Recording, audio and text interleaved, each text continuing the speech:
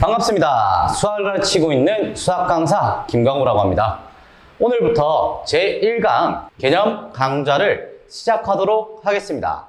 이 강좌 같은 경우에는 10분에서 15분 정도로 굉장히 짧은 시간 내에 공통수학 1의 개념만 확실히 확립하자는 그런 취지로서 개설된 강좌입니다. 그럼 바로 시작하겠습니다. 자, 모든 학생분들한테 그러면 제1강 다항식이라는 것 자체의 뜻부터 알아야겠죠. 그러면 이 다항식이란 뜻 자체는 어떤 뜻을 가지고 있을까요? 쉽게 말씀드리면 다양한 항들로 이루어진 식이다 라는 뜻을 가지고 있습니다. 그렇다면 항이란 무엇일까요? 항 같은 경우에는 우리가 그 전에 중등과정에서 봤던 x 더하기 x라는 표현을 먼저 보게 되면 확실히 인지할 수 있을 겁니다. x 더하기 x 자체를 우리는 중등과정에서는 어떻게 표현했죠? x가 두 번 더해졌기 때문에 2x다 라고 표현하지 않았습니까? 이런 식으로 얘들이 처음에는 덧셈이나 혹은 뺄셈을 위치하고 있을 때 결과적으로는 얘들이 2 곱하기 x다 해서 곱하기나 나누기로서 표현될 수 있는 이런 식 같은 경우를 하나의 항이라고 부르자가 되는 겁니다. 그러니까 결과적으로 하나의 항이라는 것은 곱하기나 나눗셈으로 이루어진 식을 보고 하나의 항이다라고 부르게 된 거죠. 그렇다면 다르게 표현하자면 얘네 같은 경우가 2x 플러스 y라는 이런 식이 있다고 생각해 봅시다.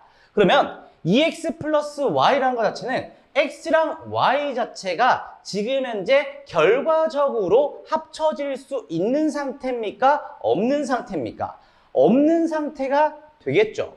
그러면 이런 식을 보고는 결과적으로 얘가 2 곱하기 x와 여기 생략되어 있던 1이 있으면 1 곱하기 y의 형태를 띠게 되면서 하나의 항과 또 다른 하나의 항으로서 역할을 하고 있구나. 그러니까 결과적으로 이 항들은 두 개의 항들로 이루어진 식이구나 라고 알 수 있게 되는 겁니다. 그래서 여기서 정의를 보게 되면 항이라는 뜻은 덧셈이나 뺄셈으로 나누어진 덩어리를 나타내고요.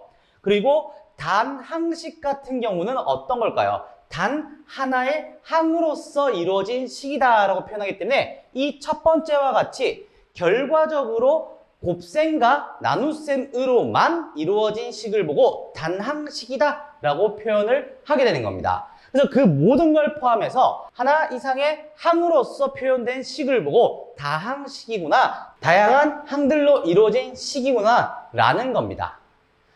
그러면 여기서 얘들이 다항식이란 표현 자체에서 크게 우리가 알아야 되는 기본적인 읽을 수 있는 정의들이 있을 거죠. 거기에 대해서는 크게 3가지 정도는 확실히 알고 있어야 됩니다. 첫 번째로 개수라는 표현입니다. 두 번째로는 차수라는 표현입니다.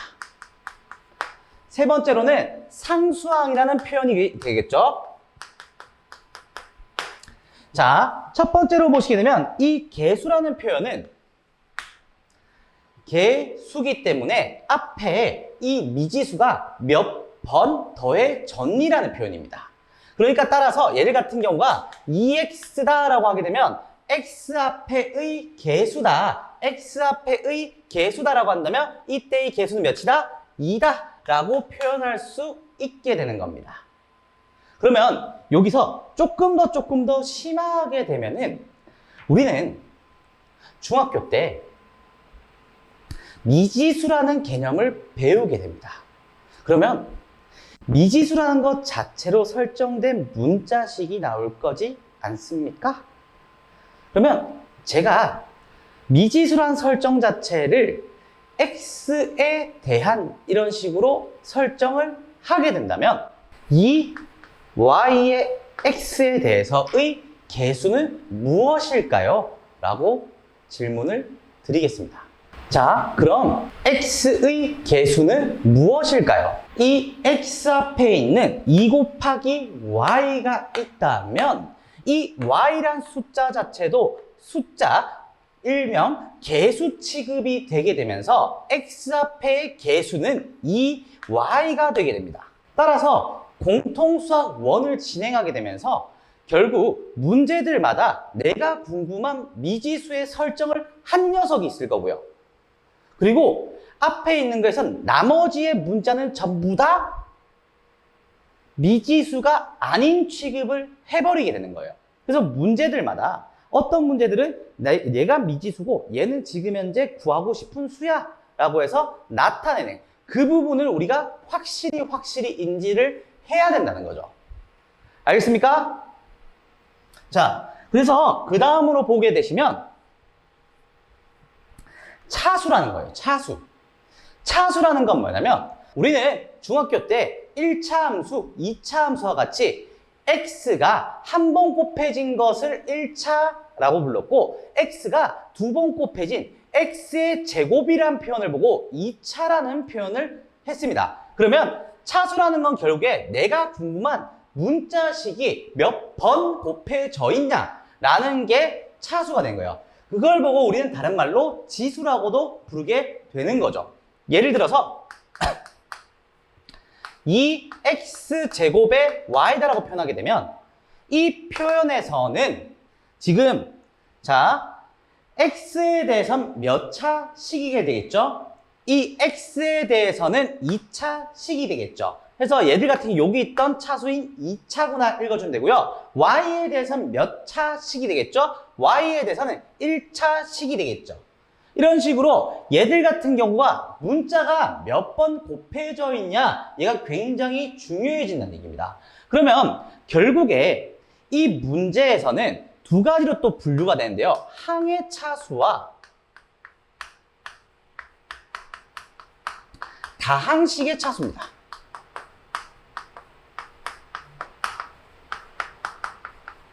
자, 항의 차수 같은 경우는 문자가 몇 개 곱해져 있냐라는 개념이기 때문에 문자를 x랑 y라고 둘 다 취급을 하게 된다면 x 2개와 y 1개가 되면서 항의 차수는 3차다라고 표현할 수 있게 된 겁니다. 하지만 이런 다항식의 차수에서는 어떻게 표현하냐면 얘가 2x 더하기 2x 제곱이라고 한다면 얘들에 대해서 이런 전체 차수 중에 가장 큰 차수인 2차구나라고 해서 다항식의 차수 전체 중에서 내가 취급하고 있는 문자 중에 가장 큰 차수를 일컫는 게 다항식의 차수입니다. 알겠습니까? 그 다음에 이런 문제에서는 상수항이라는 겁니다. 상수항은 쉽게 생각해서 미지수가 아닌 항입니다. 미지수가 없는 항을 보고 우리는 상수항이다 라고 생각하시면 편합니다.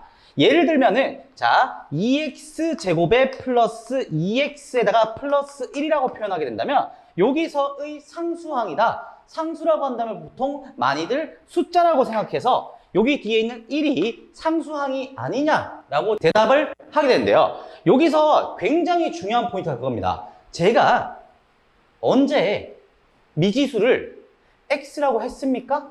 한 적이 없습니다. 자, 이 문제에서 미지수가 y에 대한 식에서의 상수항이라고 한다면 2x제곱에 플러스 2x 플러스 1 전체가 상수항이 돼버리는 겁니다.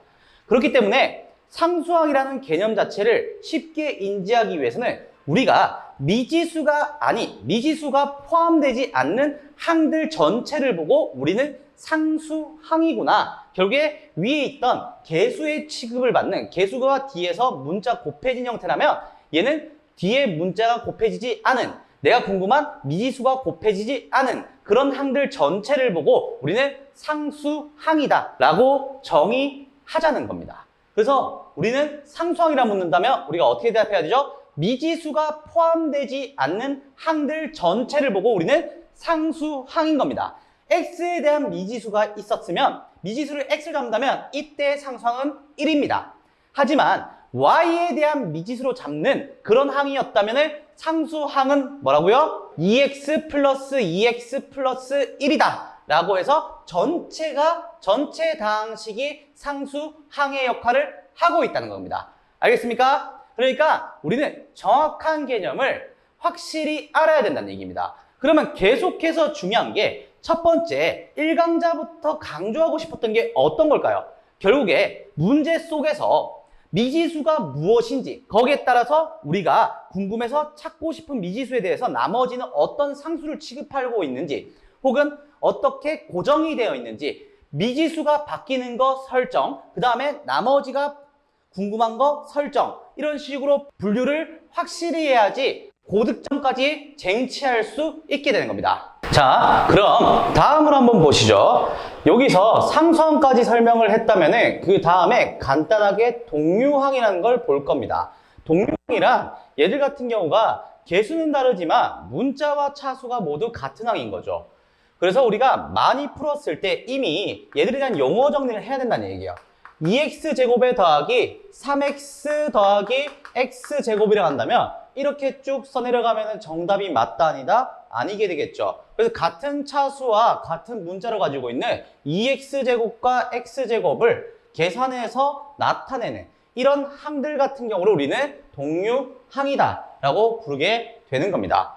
그래서 이런 차수들의 표현이 있었으면 결국에 이 차수에 대해서 앞서 얘기했다시피 미지수라는 게 기준이 잡히기 때문에 그 미지수를 기준으로 쭉 항을 나열하는 순서 자체를 정하는 그런 형태가 띌 수밖에 없게 되겠죠. 그래서 우리는 그게 내림차순과 오름차순이다 라고 나타내게 되는 겁니다. 예를 들게 되면 2x제곱에 y에다가 플러스 3x 3승에다가 더하기 2에다가 플러스 2xy다 라고 표현했던 이런 식이 있다고 한다면 여기에 대해서 나는 미지수를 x로 취급할 거야. x에 대해서 x 기준으로 차수가 점차적으로 떨어지게끔 설정해 줄래? 라는 게 내림차순이고요.